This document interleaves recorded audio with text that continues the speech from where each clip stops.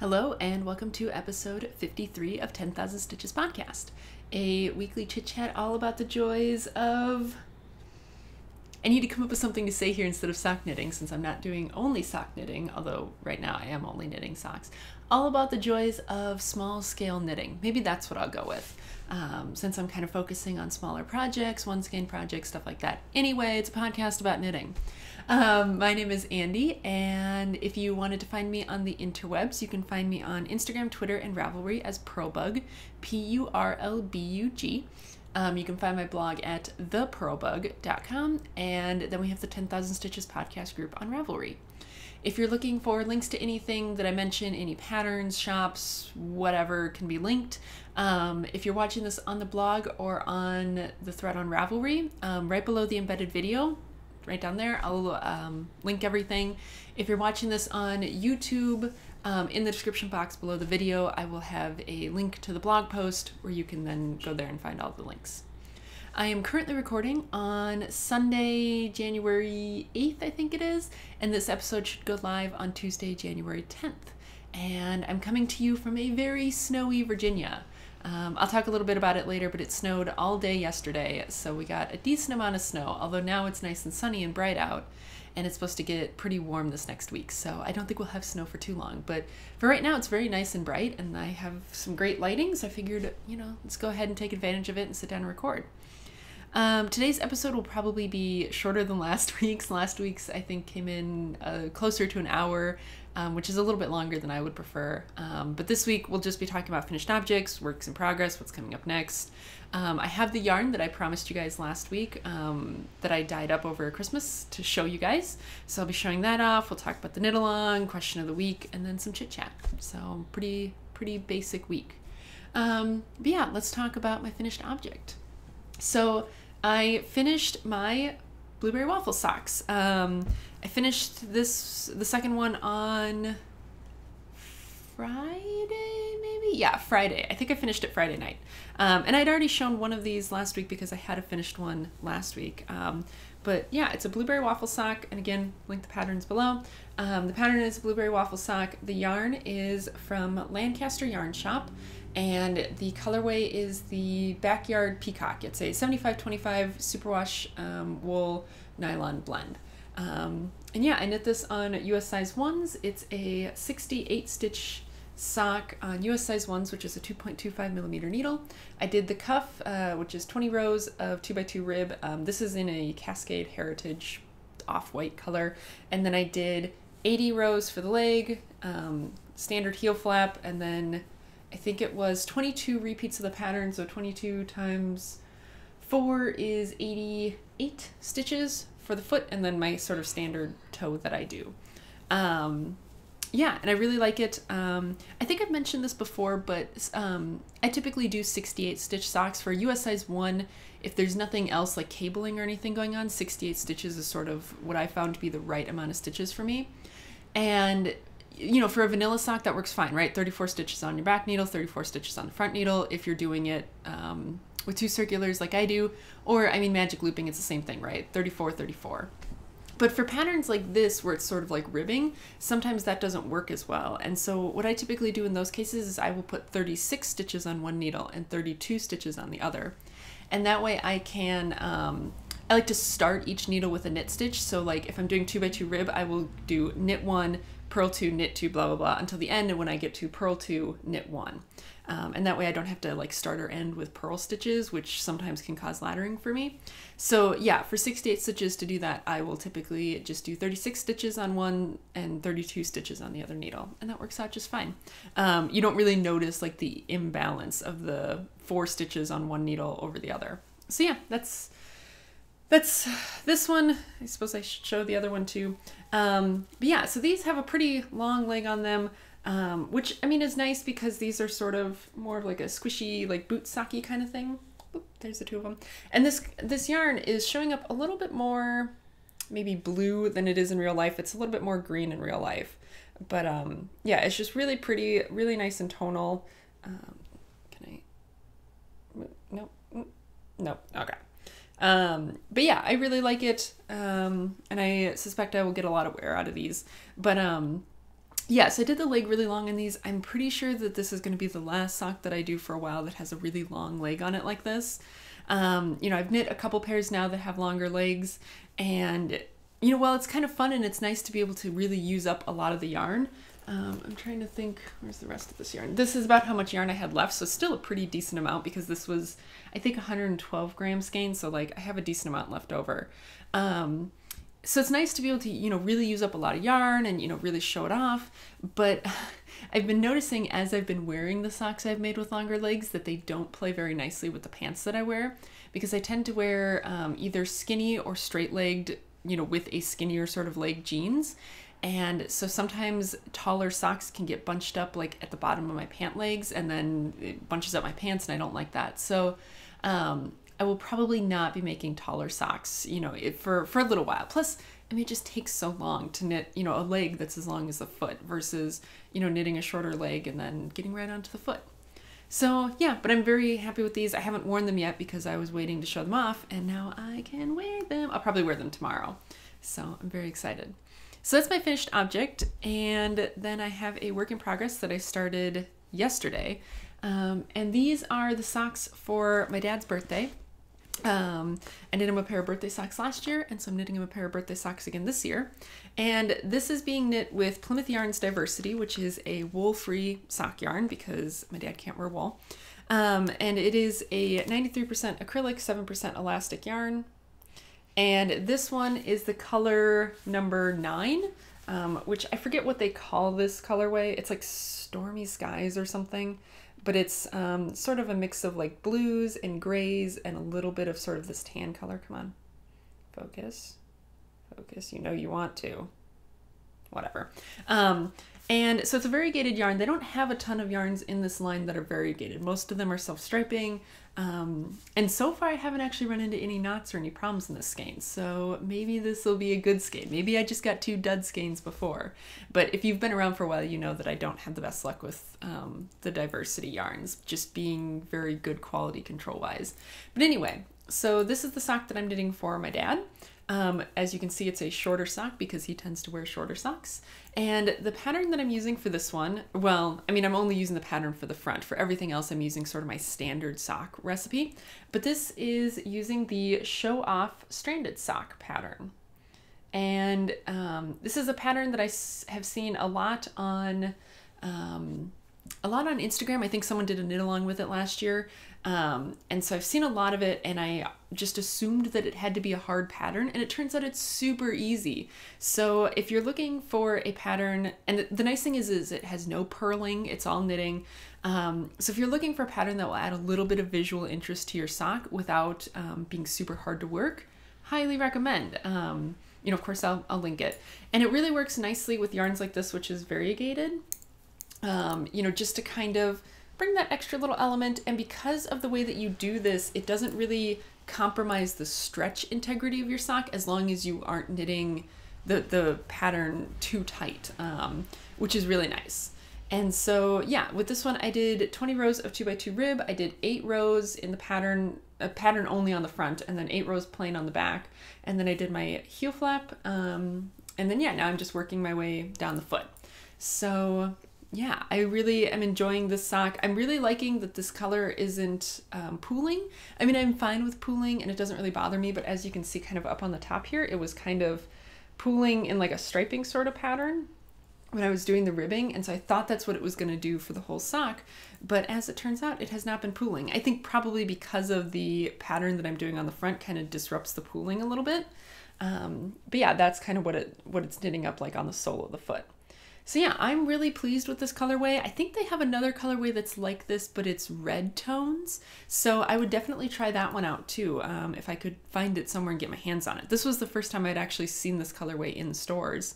But yeah, if I could get my hands on the red one, I would definitely try that one too, because I'm really liking the way this is knitting up. So yeah, that's that. This is the first one, and my dad's birthday is at the end of the month, so I have no doubts that I will be able to finish this up and get it mailed out to him in time for his birthday. So yeah, that's that. That's my only work in progress right now. I'm thinking I might start another pair of socks. Oh, sorry. This is being knit on my US size 1s, which again are 2.25mm needles, and this is a 72 stitch sock. I'm thinking I might, start another sock at some point because I have my size zeros free, but I'm not really sure. It would probably just be a vanilla sock, so we'll see. But yeah, in terms of what's coming up next then, I mentioned this last week, but I want to give the business casual socks another go after I frogged my first attempt.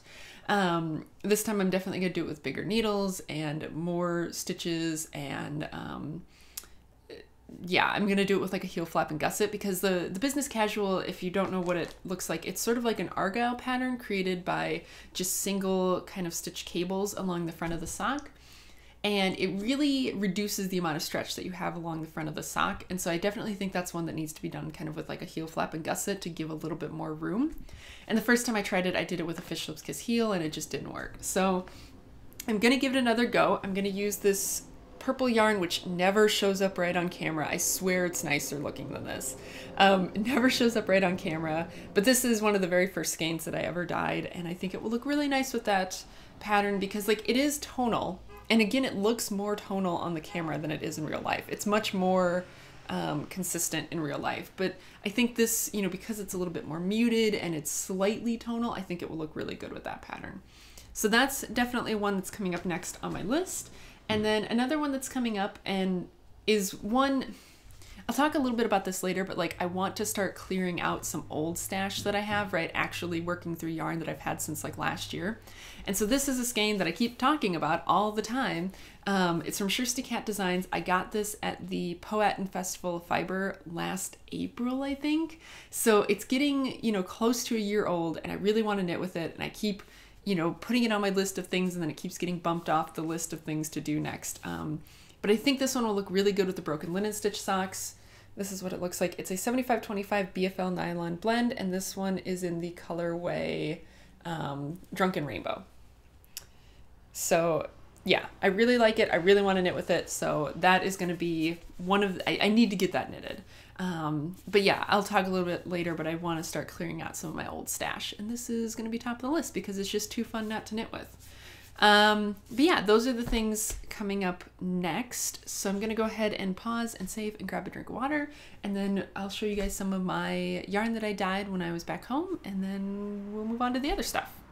All right, we're back and rehydrated.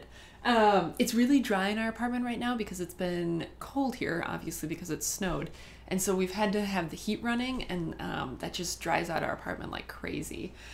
So like I feel like I'm constantly just like gulping down water because my throat just feels so dry all the time, and talking doesn't help. Anyway, let's talk about the yarn that I dyed when I was in Minnesota. So I have 5 skeins here to show you, and I'm hoping they'll show up properly on camera. We'll have to see. But I'm gonna start with, how do I want to do this? I'm just going to start with the ones that are closest to the front, and I'll make my way back. I took them out of the bags that they were in because I know not everyone likes the sound of rustling plastic bags. So, but yeah, 2 of them I had to wind up into balls already because, like I said last week, so I dyed these when I was home for Christmas at my mom's place. But because it was like the day before we flew out, I didn't have time for them to dry, obviously. And so I just left them there with her, and then I said, whenever they're dry, pop them in a box and send it back to me, which it worked out well because they had another thing they had to mail out to me that was too big for us to bring back with us. So I was like, just pop it in a box, mail it to me, it'll be fine. And I told my mom, like, don't worry about trying to because obviously the skeins were just the big loops. I was like, don't worry too much about like trying to do anything with it. Just kind of, gently fold them up and then stick them in a bag, and I'll deal with them when they get here. Which was fine, except 2 of them, these 2, somehow got tangled as I was like taking them out of the bag and trying to like, roll them up. To the point where like it was pretty hopeless, and I was just like, you know what, I'm just gonna deal with this now. So I just stuck it on the back of a chair and like patiently untangled it, because I was like, future me is not gonna want to deal with this any more than current me is gonna want to deal with this. So I spent, I don't know, maybe an hour and a half yesterday trying to get this wound up into a ball. And like for reference, normally winding up yarn into a ball takes me maybe 15 or 20 minutes, depending on how fast I want to go with it. So this took forever because I had to like keep like threading it back through. It was bad. But anyway, so all of these are dyed on the same base. It's I think Cloudborn yarns from Craftsy. and it's a 80/20 superwash merino nylon blend and fingering weight yarn. And like, oh my gosh, this is so squishy. Like, I've gotten so used to dyeing the BFL yarn, which is what this is. And I really enjoy dyeing this. Like, I really like this yarn. It's really great. It's sturdy and just feels sturdy. But it's definitely lighter on the fingering weight scale versus this stuff, which is a nice, thick, plump, squishy yarn. So this has been a nice sort of treat to work with after the BFL. But anyway, this is the first one. And this one is showing up a little bit lighter on camera than it is in real life, but it's a very bright green. I dyed this using green apple Kool-Aid, which is a flavor I hadn't seen before. Maybe if I hold it back here, let's see if that, I don't know. The color is a little bit washed out, but so it's, maybe I'll try and take pictures of each of these and I'll try and like put a picture in that more accurately shows the color. But yeah, this was dyed with a green apple Kool-Aid, which I hadn't seen before ever. Our store doesn't have a ton of Kool-Aid flavors. So this was dyed with green apple, and I think maybe I added a little bit of extra green to it. But this one is going to be for my brother, the one whose foot size I couldn't ever get from him, which I finally have. And so this, he, you know, I was kind of like, well, what color would you want? And he said brown or black. And I was like, I'm not going to do brown or black. And then he was like, well, then I don't care any color, because I guess he wears some fairly bright, like sport sort of socks. And so this will probably get made into like a shorter pair of socks, like a sporty shorter pair of socks for him. But yeah, that's the first one. And second one is this one, the other one that had to get wound up into a ball. And so I mentioned that, you know, my mom, the places back home had some Kool-Aids that I hadn't seen before. They had the blue Kool-Aid, which anyone who dyes yarn with Kool-Aid knows that it's really hard to find the blue Kool-Aid. It's like blue lemonade or something. It's like ice blue lemonade. It's a very light blue color, but it's, you know, the only Kool-Aid color that comes close to blue. And like, I was able to just find it in every store there. And so I bought a whole bunch of it. I think I brought back maybe like 5 or 10 packs of it with me, because like, you just can't find it here. But anyway, so this is what this one looks like. And this one was sort of meant to look sort of like a robin's egg, which is why it's a little bit speckly. But the base is sort of that light blue, that very tonal sort of light blue. And then there are little specks of green and dark blue in it. Because I basically, you know, I put it in the pot with just the blue Kool-Aid. And then once it was kind of heated up, I just droppered in green and blue in random places to kind of make it speckly like this. And I'm super excited about this. I think this one will look really good with like a pair of lace socks, like maybe like Mercury socks or something, because it's not super heavily speckled, but I think it will really play well to like a lace pattern or something. So yeah, that's that one, which again is showing up lighter on camera than it is in real life. And then the next one, so this, on top of being able to find Kool-Aid there that I couldn't find, I also was able to find black food coloring, which again, I can't find anywhere near here. So I bought like 2 things of black food coloring, one of which managed to leak all over everything on the plane trip back. Pretty much all the food colorings that I brought back with me leaked because of the changes in pressure in the airplane. So that was great. Luckily, I put them in a bag ahead of time and they didn't ruin anything. But yeah, so I found the black Kool-Aid, so I figured, what the heck, I'll try dyeing a black skein of yarn. And this obviously came out very tonal, but it's really interesting because I've mentioned it before, but like, I feel like yarn doesn't, like, it takes a couple days to mature even once it seems like it's dry. So like when I first dyed this, and of course it's getting a little washed out because of my black shirt, but when I first dyed it, it looked purple, right? Like it did not look like it came out black. And now that I see it dry, it's definitely not black, but it's actually sort of like a brown color. And you can definitely see in the areas that are more tonal that there's like some bluer undertones that are coming out a little bit more. And so I don't know, maybe I'll try and re-dye this skein and try and get it more solid, but it's really interesting that it did come out sort of like a brown color rather than black, but also rather than purple. So this one I'm pretty pleased with. Even if I don't re-dye it, I think this will be very pretty to knit with. And yeah, very excited about this one. It kind of reminds me of the skein that I dyed up for the prize for the last knit along, where it's, you know, got those little pops of brightness against a darker background. But yeah, I'm pretty excited about this one.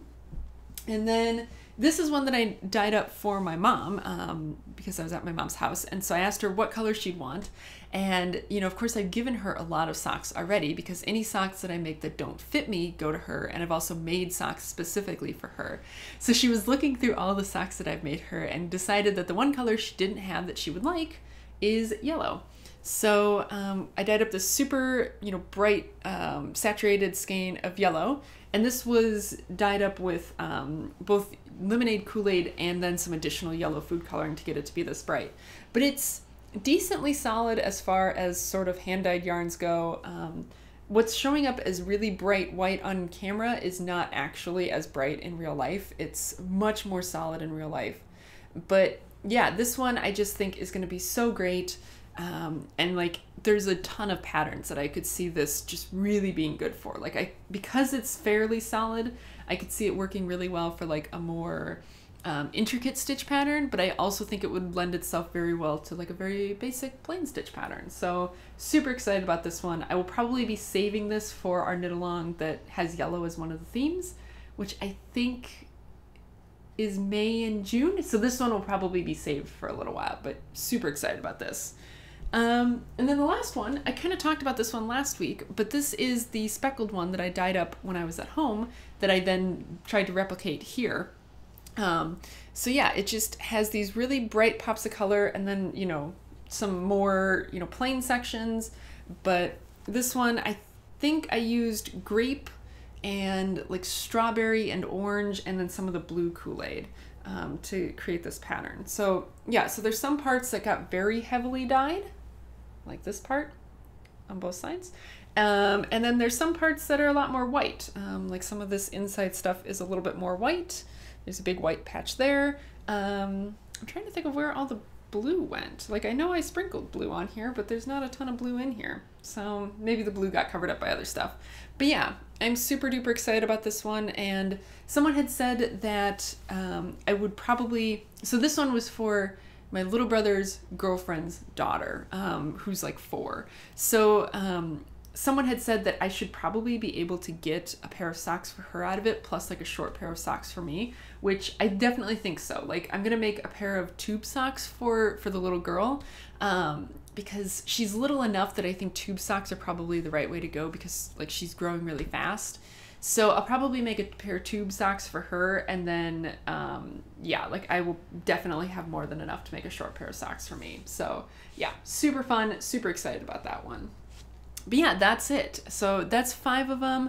And then I have the 3 that I showed you guys last week. So then I have 2 skeins left that are undyed, which I'll probably use for prizes or something like that. But it really made me realize how much I love dyeing. And if I thought I could make it into a feasible, you know, source of income, I would love to dye yarn and, you know, sell it or something. But I just think, you know, I was doing some mental calculations and like to try and make any kind of real money off of it, I would have to do more than I would prefer.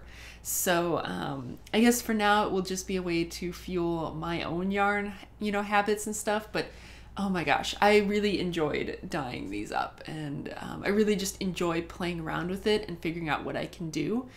Which is another reason I don't think I would very much enjoy like selling yarn, because like I don't want to have to keep doing the same things over and over again. I kind of want to do whatever I want to do whenever I want to do it. So, but yeah, I really, really enjoyed it. And like having the final results here now just makes me so happy because they're so squishy and fun. But yeah, that was the dyeing. And then let's talk a little bit about the knit along. Not much to say. We're, you know, about a week in. I think we already have a finished object, if I remember correctly. So yay! As a reminder, the theme is either cables or blue or both. But yeah, I've had some people ask about different like particular yarns in terms of like, is this blue enough? Which I totally welcome, right? Like just pop a picture in the chatter thread and be like, hey, is this blue enough? And it's been, you know, pretty easy to look at and say like yes or no, stuff like that.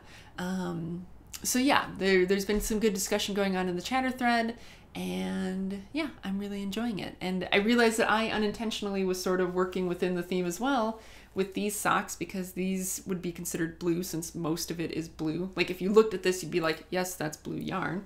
So yeah, I hadn't been meaning to do that, but that's kind of fun too. So yeah, that's that for the knit along stuff. And then I think I actually might pause, save, and come back to do question of the week and then chit chat all in one little recording segment because, like I said, it's very dry in here and I need a sip of water. So I'll be right back with question of the week. Okay, so question of the week. This is one that is related to knitting, crazy. And this kind of relates to something that I'll talk a little bit about in the chit chat if I remember and actually look at my notes when I'm doing the chit chat. But anyway, I was watching a movie and it got me thinking about this. So my question of the week this week is about stash, right? And it's kind of timely because a lot of us kind of make our New Year's resolutions about like, you know, our knitting and stuff. And a lot of people say they want to knit from stash. So question of the week this week is, think about your stash, right? Are you happy with kind of where your stash is right now? Meaning, you know, do you feel like you have enough yarn? Are you, you know, actively trying to grow your stash? You know, are you actively trying to reduce your stash? Kind of think about where you are with it and how you feel about it. And if one of your goals for 2017 is knit more from stash, what are you actually doing to make that happen, right? Because I think a lot of us, you know, we enjoy buying yarn, obviously, and we enjoy having a certain amount of yarn kind of like at hand.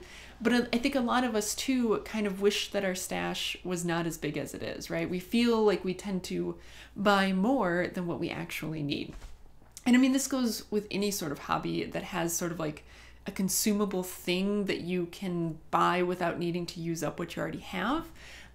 Because it doesn't go bad, like, right, like other than like food or something, you know, where it goes bad, yarn doesn't go bad as long as you don't have a lot of bugs or something, right? So things like that, where it's like, you can buy way more than you need. So like one of my things this year, while one of my goals is not knit specifically, you know, it's not specifically knit from stash, I definitely want to reduce the amount of stash that I have. And I definitely want to not bring in more yarn until I have reduced the amount that I already have. And I definitely want to change the way that I'm purchasing yarn, you know, versus last year, right? Last year, I felt like I was sort of growing my stash. This year, I feel like my stash has reached an appropriate level. So like if I go somewhere, I only want to buy yarn if it's going to be like a treat for myself, right? Like, you know, when I go to DC, there's that one yarn store that I like to go to, and I don't have a problem with supporting that yarn store. Of course, I want to support that yarn store, but like, I need to not go in there and be like, okay, you know, how much can I get for, you know, X amount of dollars and try and like maximize the amount of quantity. Rather, I want to look at quality, right? So it might be like, okay, I can buy one skein of yarn when I go to this yarn store. And so at that point, it's like, okay, well, maybe let's buy like a really luxurious skein of yarn that I wouldn't otherwise buy. You know, things like that. Like I'm planning on going to that Powhatan Festival of Fiber again in the spring. So it's like, okay, you know, maybe I want to buy 2 things from the festival, you know, right? So let's really think about our purchases versus just trying to bring in more stuff. And I thought that I would go ahead and, I'm not going to go through my stash, but just kind of show you guys the state that my stash is in. And so I have, right, obviously I have these guys, which I just showed, which was part of a Christmas gift, right? So like my mom bought me that yarn as part of a Christmas gift. So like, I don't have a problem with that. But where the majority of my stash is stored, and I've shown this, definitely almost just knocked over my glass of water. If you heard something sliding against the floor, that was my glass of water on the floor, which I didn't realize I was bumping into. Anyway, so, you know, you guys have seen this before, but I store my stash in a duffel bag because we don't have a lot of space in our apartment. So I have over that way, we kind of have this like shelving unit thing where we like store our like t-shirts and stuff like that because we have no closet space. And so up on top of there, I have 3 sort of Ziploc bags like this right now with yarn in them. And that's sort of yarn that either has been recently dyed, like the 3 skeins that I showed you guys last week, that's up there. Or it's yarn that's sort of like on deck or whatever. But mostly it's yarn that can't fit in the duffel bag anymore. And so the duffel bag is full, right? So I have, you know, a couple skeins that I've dyed. I have a couple skeins of Regia. I have a couple of other sort of skeins like that, right? This bag is just full. I have a bunch of Patton's Croy. I have a couple skeins of yarn that my mom got me for my birthday, which I'm super excited about and just haven't figured out what to do with them. So like, they're just sort of waiting for the right pattern to come along. I have you know, some stuff that's been sent to me. I have just, you know, odds and ends. So like this duffel bag is full of stuff to the point where now I've had to start storing other stuff outside of the duffel bag because I can't fit it in the duffel bag anymore. And that's the point where I'm at, where I'm like, okay, I need to reduce the amount of stash that I have, right? Like I need to not be buying yarn as much anymore. I need to use up what I have, and then I can start buying some more yarn. But like I need to get below a point where I'm comfortable with the amount that I have before I can start buying yarn again. So like for me, at least the first half of 2017 is mostly just, let's knit with the yarn that I already have, right? Like I have a bunch of patterns picked out in my queue that will utilize the yarn that I already have, and I need to just do it rather than being like, ooh, all the new things. So yeah, that's where I am. What about you guys? You know, how do you feel about your stash? If you are trying to, you know, reduce your stash, what are you doing to do so? I guess the big thing that I'm doing to reduce my stash is sort of the like financial goals that I'm striving towards, like that whole saving 25% of my income in 2017. Obviously that means not buying a lot of things that I don't need. And so that's sort of what's keeping me from like growing my stash is, right, like I need to be saving that money versus spending it. So yeah, for me, it's looking at it from a financial perspective and a space perspective and being like, I don't have any more room in the budget for this, right? There's no more space for this stuff and there's no more money for it right now. So let's use up what we already have before we buy more. Yeah, that's where I'm at. So where are you at? Yeah, so let's go ahead and do some chit chat. So that's the end of the knitting stuff. So that's all you're here for. Thank you very much for hanging around with me, and I'll see you next week. But yeah, if you want to hear a little bit about the past week, let's do that. So this past week has been getting back to work. I went back to work on Tuesday and spent a couple of days kind of really stressed out, and then it sort of mellowed out at the end of the week because our semester doesn't start until the 17th. But I had told, you know, all the lecture professors that I would have updated lab manuals out to them by the Friday, by the 6th. Because like there were some things that, you know, some mistakes I found during the fall. If you haven't been with me for a long time now, I spent if you're really new here, I work at a university. I am faculty in a physics department. I manage like teaching labs and stuff. And so part of my job is updating the lab manuals. And over the summer of 2016, I had rewritten all of the lab manuals and, you know, redid some of the experiments. And so the fall was sort of testing that out. And I, you know, had found some things that needed a little bit of work. So I was like, okay, well, I'll do that at the end of the semester, which is now. So anyway, I had told everyone that I'd have updated versions out to them by Friday. And I thought that I just had like a ton to do. So like when I went in Tuesday, I was kind of stressed out about it because I was like, I have so much to do. And it turned out by the end of the day, Wednesday, I was pretty much done. Like, so Thursday I sent it out to everyone. So it turned out that it wasn't actually that bad. I wasn't really down to the wire about it. But yeah, kind of once I got that done, I've been picking at some other stuff that, you know, kind of needed to get done. Like there's some stuff where I was putting it off until this break because I was like, this doesn't need to be done during the semester. I can wait. So I've been doing some of that stuff. And like preparing for some stuff that's going to come up in the spring that, you know, I need to do a few things now. But I also got a lot of reading done at work this week because it's just, you know, it's slow. There are no students. So, you know, things have just been kind of slow. So I finished, let's see, I'm trying to think of the books that I've been reading. I finished one of the books that I was reading, which was called The Disappearing Spoon, and I'll link to it. I usually just link to it on Amazon just because that's an easy place to link to.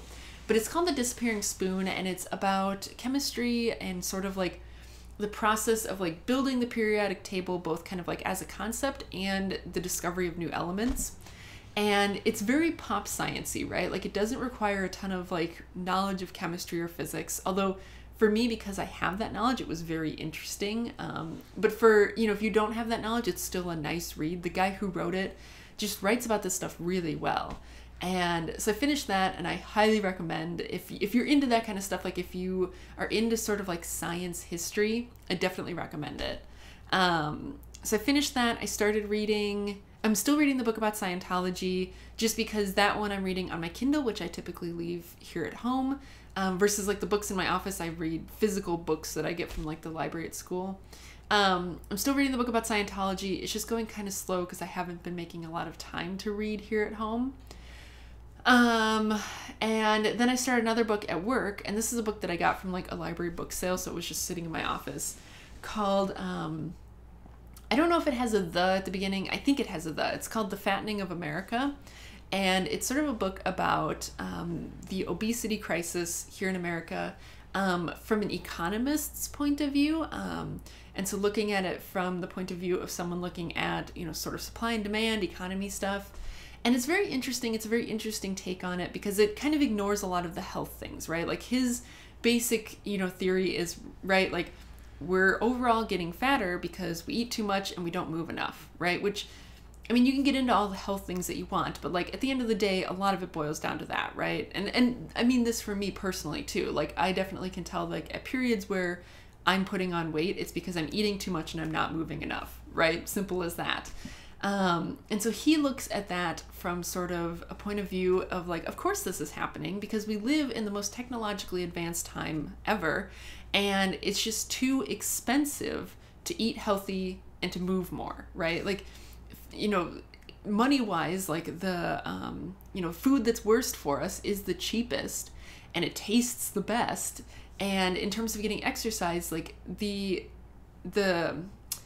costs of exercising more, not just monetarily, but time-wise and all of that, the costs outweigh the benefits. So for a lot of people, you know, when you are, I think he uses the term utility maximization, like, right? Like when you are making the best of your situation, then the best thing is not to exercise more and eat healthier. And he talks about like, you know, reasons why this is and like stuff about that. And he talks about sort of like where is like the government's role in this, both for adults and for children.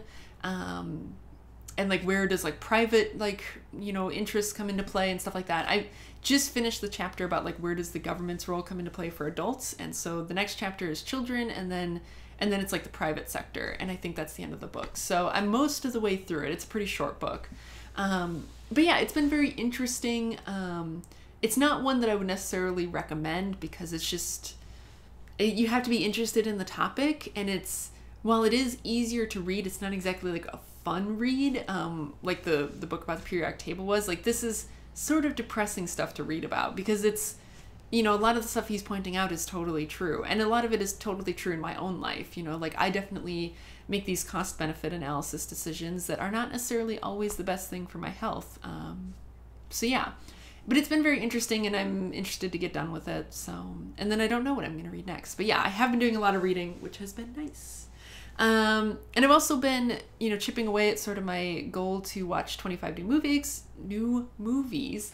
I've been watching some new movies. I watched a documentary on minimalism, and again, it's kind of one of those things to where it's like, I only recommend it if you're already interested, but it's not as if it really presents a new perspective. I'll link to like the trailer or something on YouTube because it's on Netflix.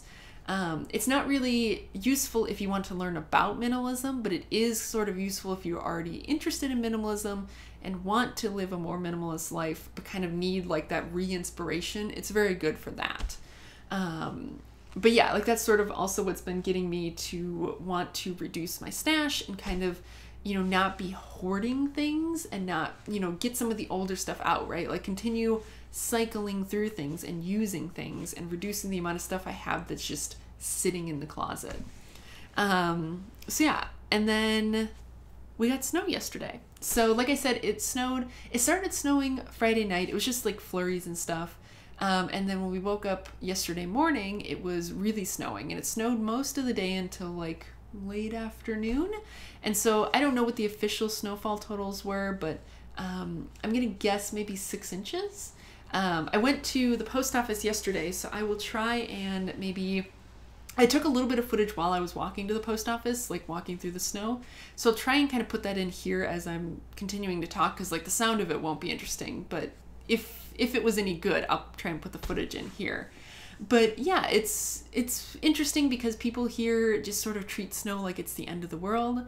Like we ran to the grocery store that's nearby on Friday night, and just to like pick up a couple of things, and like oh my gosh, it was as if the world was ending. Like people were just like buying water and bread and milk as if like, you know, they weren't going to be able to get to the store for weeks or something. But the fact is that like even now it's pretty drivable out there, and I think it's supposed to get up into the 60s next week.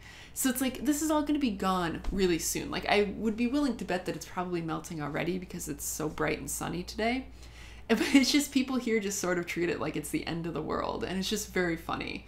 So like yesterday when I was out walking while it was snowing, I barely saw any other cars, which I mean is fair. Like a lot of people here just don't really know how to drive in the snow, and especially while it's actively coming down and before it's been plowed, it is sort of dangerous to like be out driving around. Like Wesley and I are not going anywhere until the snow melts because we don't want to deal with other people who don't know how to drive in the snow, even though we do. So yeah, but yeah, it's been kind of fun and it's very pretty, and I'm ready for it to melt because I'm ready for it to warm up a little bit more. Like I like snow before Christmas, but after Christmas, I'm pretty much like, whatever, it's fine. I don't need snow anymore. But yeah, that's most of that. And then I just had one other thing I wanted to show, and this is kind of a thing that might interest some other people to look into. But I saw this on Instagram, and so I kind of decided to do it for myself. So the planner / journal I've been using for this year is a Hobonichi, which I'll link to their shop. It's a Japanese planner. It's like a page per day planner that's printed on this like super thin, super smooth paper that is really nice for like fountain pens, and like some people do watercolor stuff in it because like it's super thin so you can kind of see your writing through on the other side, but it doesn't bleed through the paper, if that makes sense.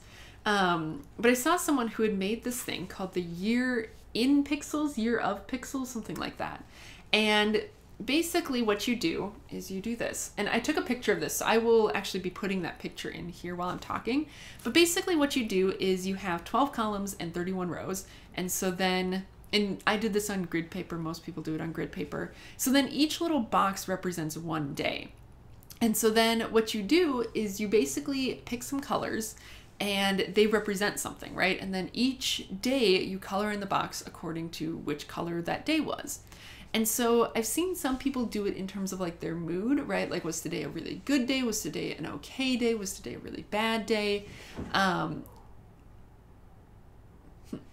I heard something, sorry. And then you can kind of look back at your whole year when it's done and kind of see what your year looked like, which I think is great for people who sort of have maybe like some mental health issues, and like tracking that sort of stuff can be really good.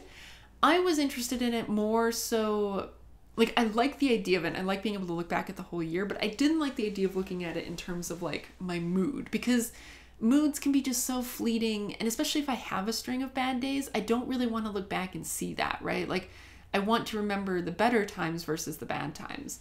So the colors that I picked, which you can see on the screen, or well, not the colors, I used the colors that I had, but the things that I picked were sort of how to describe the day that I'd had, right? So was it a productive day? Was it a restful day? Was it an adventurous day, a creative day, or a busy day? And you'll note that a lot of those are very sort of positive things, right? Like instead of saying lazy day in terms of like a day where I didn't get a lot done, I wanted to frame it in a positive way, right? So instead of being lazy, it's like, no, you're resting, right? Like your body is telling you you need to not do so much, so you're taking it easy for the day. Things like that, right? So, and like creative is another sort of thing where it's like, you know, maybe you didn't get a lot done, but you were doing creative things, and that's always good too. So like the worst of those 5 things is a busy day, right? A busy day is a day where I'm just doing, like where I'm busy all day, but I'm not really getting anything done, right? So maybe it's a day where I'm needing to conform to other people's schedules versus my own. Maybe it's a day where I'm just, you know, whatever, doing busy work, right? So a busy day is the worst possible day on that scale. And I'm hoping that this will really help me to view my days more positively, you know, throughout the year, and really be like, you know, okay, you know, today I went and did things. I may have been a little bit stressed out, but it was an adventurous sort of day because I went out and I did things in the world, stuff like that. So yeah, I don't really know where I can link to that has more information about it. Like that's basically the understanding I have of it, which is what I gleaned from Instagram. But I think it's really fun, and it's sort of going to be a nice way to look at my year, you know, as a whole. And especially because, you know, I'm doing this in the planner itself. then I could also go look at any one of those days, right? So if I have like an adventurous day, I could go look and see what I did on that day. You know, I could flip to that day's page and go see what I did. So that's something kind of fun. It might be interesting to some people. Who knows? But I'll try and update on it as the year goes on. I think it will only get interesting once I get towards the halfway point of the year, at least, to where like it really gets filled in, because right now I only have 7 boxes filled in. But yeah. And anyway, I'm getting rambly. It's about lunchtime. So yeah, that's going to be it for me today. Thanks very much for hanging around. I hope everyone had a really good first week / 10 days by the point you're watching this at the earliest. I hope everyone had a really good week / 10 days of first week, 10 days, blah. I hope everyone had a good first week of 2017. And I hope, you know, it continues to be a good year for you. But yeah, I'm going to go eat some lunch and do all the other things I need to get done today. So I will see you guys next week. Bye.